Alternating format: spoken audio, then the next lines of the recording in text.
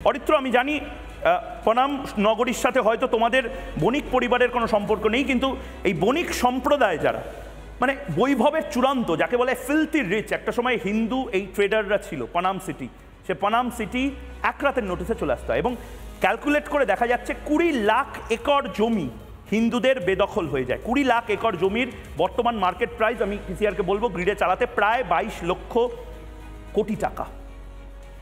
কেন সেগুলো ফেরত পাবে না? যদি আরাকান আর্মি এই জিনিসগুলো করতে থাকে এবং মোহাম্মদ ইউনূস চুপ করে বসে থাকে, তাহলে হিন্দু বাঙালরা তারা কেন চুপ করে বসে থাকবে?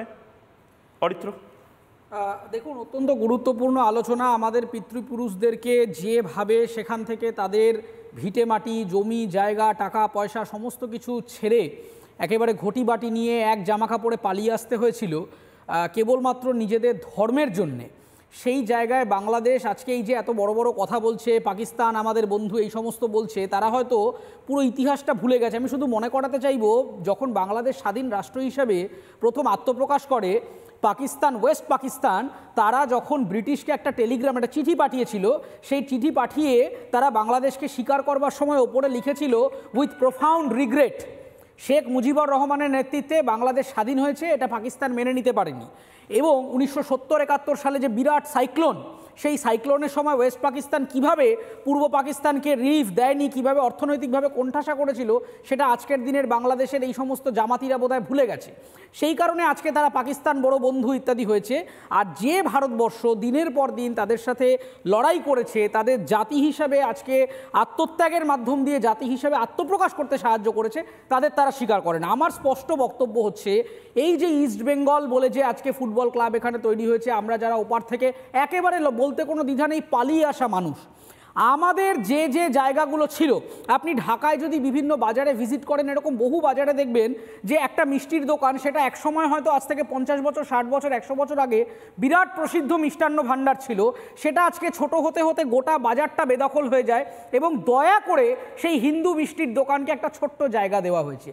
আমি একটা জায়গায় বসবাস করি, আমার দেশ যদি আমাকে স্বীকার না করে, আমার দেশ যদি বাংলাদেশের সংবিধান অনুসারে বাংলাদেশের প্রশাসন যদি হিন্দুদেরকে ফার্স্ট ক্লাস সিটিজেন হিসাবে স্বীকার না করে, তাহলে হিন্দুদের ইউনাইটেড হতে হবে। এবং একদম সঠিক জায়গাটা আপনি বলেছেন যে মায়ানমার যদি তার জমি নিতে পারে, আরাকান আর্মি যদি তার জমি নিতে পারে, অন্য কোনো মানুষ যদি জমি নিতে পারে, তাহলে হিন্দুরা ইউনাইটেড হয়ে তাদের জমি চাইবে না কেন? এবং আমাদের যারা, আমরা এখানে বাঙাল বলে যে কমিউনিটিটা তৈরি হয়েছে, অধিকাংশ মানুষ আমরা মিডিল ক্লাস বা লোয়ার মিডিল ইনকাম গ্রুপে পরিণত হয়েছি। আমাদের এটা হওয়ার কথা ছিল না। আমাদের ভিটেমাটি ছিল, আমাদের নিজস্ব মন্দির ছিল, আমাদের নিজস্ব জমি ছিল, আমাদের নিজস্ব ব্যবসা ছিল। সেই সমস্ত কিছু ফেলে আমাদেরকে কেবলমাত্র প্রাণের তাগিদে আমাদের পিতৃপুরুষদেরকে এইখানে আসতে হয়েছে। আমরা আমাদের সোশ্যাল স্ট্যাটাস হারিয়েছি, অর্থনৈতিকভাবে আমরা ক্ষতিগ্রস্ত হয়েছি, সামাজিকভাবে আমরা ক্ষতিগ্রস্ত হয়েছি। শুধুমাত্র ভারতবর্ষ ছিল বলে আমরা আজকে ফার্স্ট ক্লাস সিটিজেনশিপ পেয়েছি। তাই স্পষ্ট দাবি, আইদার যদি হিন্দুদেরকে স্বীকার করতে না পারেন, তাহলে হিন্দুদেরকে এক জায়গায় করে আমাদের জমি আমাদের ফিরিয়ে দিন, আমাদের ব্যবসার যা ক্ষতি হয়েছে সেই টাকা আমাদের ফিরিয়ে দিন, অথবা সরাসরি গণতন্ত্র রিস্টোর করুন। নাহলে এই জোর জুলুমবাজি, এই যে একেবারে কারেক্ট ওয়ার্ডটা ব্যবহার করেছে, যে অন্যের প্রপার্টিকে জবরদখল করে এই স্টেটটা এই মুহূর্তে অপারেট করছে, ওখানকার বাজার, ওখানকার ধর্মীয় প্রতিষ্ঠান, স্কুল, কলেজ, বিভিন্ন জায়গায় যেভাবে সেখানকার হিন্দু সহ অন্যান্য মাইনরিটি, বৌদ্ধ আছে, সমস্ত মাইনরিটিদেরকে খেদিয়ে তাড়িয়ে দিয়ে সেই জায়গাগুলো দখল করা হয়েছে একেবারে ট্রেসপাসিংয়ের মাধ্যমে। সেই জায়গাগুলো হিন্দুদেরকে ফিরিয়ে দেওয়া হোক, অথবা তাদেরকে ক্ষতিপূরণ দেওয়া হোক, যাতে আমরা আমাদের পুরনো ইতিহাস ফিরে পেতে পারি। এবং সারা পৃথিবীতে, ইসরায়েল হোক, প্যালেস্টাইন হোক, এই যে বড় বড় কথা বলা হয় না, নিকারাগুয়া, ক্যাম্বোডিয়া, সমস্ত দেশে এরকমভাবে জমি হস্তান্তর বা এক্সচেঞ্জ হয়েছে। আমি হিসেব করে দেখিয়ে দিচ্ছি, 22 লাখ একর জমি বাঙালদের উদ্বাস্তু ভিটেবাটি ছেড়ে যারা চলে এসেছে এই বাংলায়, কলকাতায়, তাদের 22 লাখ একর জমি তারা বাংলাদেশে রেখে দিয়েছে। হয় 22 লাখ একরের দাম সুদ সমেত মোহাম্মদ ইউনূস দিয়ে দিক, নয়তো ওপার বাংলার যারা হিন্দুরা রয়েছেন, এপার বাংলার হিন্দুরা রয়েছেন, তাদের কাছে ক্ষমা চান। অনেক হয়েছে। এখান থেকে এই মুহূর্তে প্রশ্নটা ঝন্টু বড়াইকের কাছে যাওয়ার আগে, ওটা বাংলার এই মুহূর্তের সবচেয়ে বড় ডিবেট, এটা মিনমিনে চ্যানেলে এই ডিবেট দেখাবে না, ফের হতে পারে ইস্ট বেঙ্গল প্রদেশ। ইস্ট বেঙ্গল সমর্থক যারা রয়েছেন তারা ভাবেন যে ইস্ট বেঙ্গল মানে একটা ক্লাব, শুধু না, ইস্ট বেঙ্গল মানে শুধুমাত্র ক্লাব নয়। ইস্ট বেঙ্গলে একটা সময় রেল যাতায়াত ছিল এবং সেই রেলের যাতায়াত আমি একবার দেখানোর চেষ্টা করব। সেই রেলের যাতায়াতটা দেখুন ভালো করে। বাংলাদেশ থেকে এই যে গোয়ালন্দ স্টিমার গাড়ি একটা সময় দেখুন দেখুন শিয়ালদা থেকে ট্রেন ছাড়তো ইস্ট বেঙ্গল রেলওয়ে বলা হতো, শিয়ালদা রানাঘাট গেদে, সেখান থেকে একদম সোজা চিলাহাটি, পার্বতীপুর, সান্তাহার, দর্শনা হয়ে গোয়ালন্দ। এই গোয়ালন্দ একটা সময় এটা ছিল লাস্ট স্টেশন এবং এখান থেকে স্টিমারে করে ঢাকা বা অন্যান্য জায়গায় যাওয়া যেত। ঢাকা থেকে যারা আসতেন তারা এখানে স্টিমার থেকে নেমে ওখানকার রেস্তোরাঁতে স্টিমার কারি, গোয়ালন্দ স্টিমার কারি, সেই স্টিমার কারি ভাত এবং সেই গোয়ালন্দের মাংস, সেই মাংস খেয়ে ট্রেনে উঠে ঘুমাতে ঘুমাতে একদম শিয়ালদা স্টেশনে এসে পৌঁছাতেন।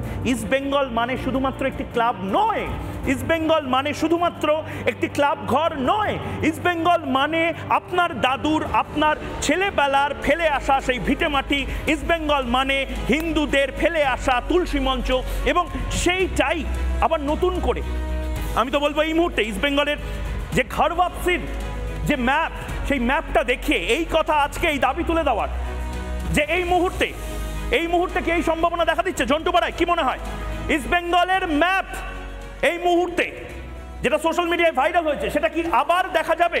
জন্টু বাড়াই দেখো, এটা খুব জরুরি একটা প্রশ্ন তুমি তুলেছো। হয়তো এই স্বাধীনতার পরে এই 7 দশকে কেউ প্রথম এই প্রশ্নটা তুলেছে যে হিন্দুদের ফেলে আসা ওই জমি যেটা 65-এ ওরা শত্রু সম্পত্তি বলে আখ্যায়িত করে এবং এ দেশের যারা আমাদের ভুলিয়ে দিয়েছিল আমাদের প্রজন্মকে যে কেন আমরা ওদেশ থেকে তারা খেয়ে এসে রেল লাইনের ধার, জলাভূমি সব জায়গায় কলোনির আকারে মনুষ্যত্বর জীবের মতো বসবাস করছি, তারা ভুলিয়ে দিয়েছিল।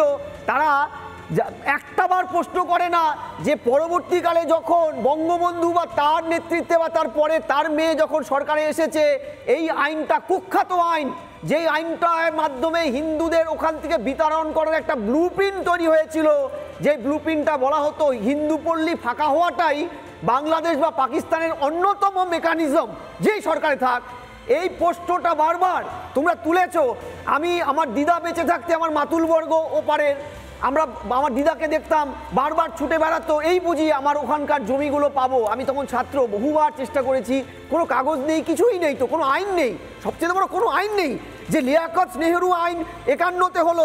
নানা ধরনের কন্টেন্ট দেখার জন্য লাইক করুন, শেয়ার করুন আমাদের ফেসবুক পেজ, সাবস্ক্রাইব করুন আমাদের ইউটিউব চ্যানেল। পাশাপাশি অন্যান্য ব্রেকিং নিউজের জন্য অবশ্যই চোখ রাখুন রিপাবলিক বাংলায়।